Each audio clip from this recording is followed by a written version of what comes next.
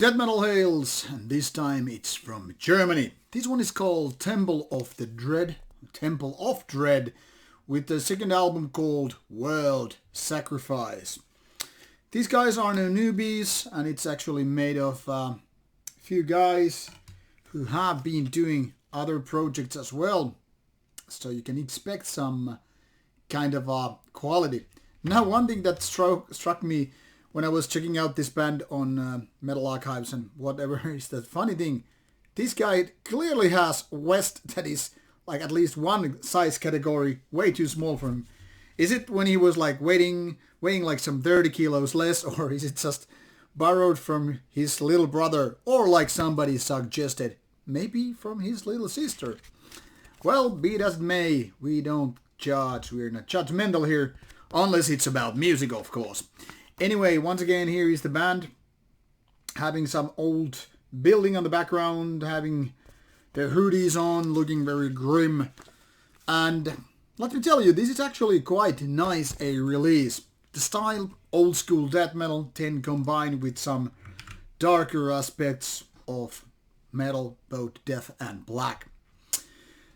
As you can see, band founded in 2017, so quite new, still in the business. They have cool band promo picture here with the German Panzerwagen on the background. But once again, I'm not really worried about this guy. He can still pretty much eat a lot, and he can wear his battle vest.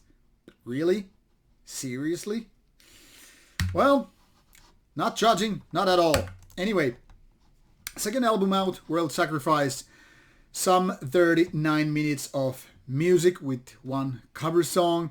And the style, well, let me put it this way. This reminds me a lot of early Death, the United States of America based band. The best death metal in the world, in my opinion. Anyway, it's kind of a darker version of that, and maybe not as catchy. Well, let's just remove the maybe, because it's not. But that is not to say this album isn't good, because in fact it is.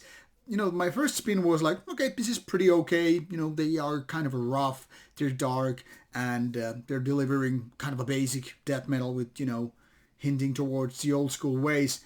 But a few spins later, I was like, okay, they actually have something that could be considered almost like a hit material.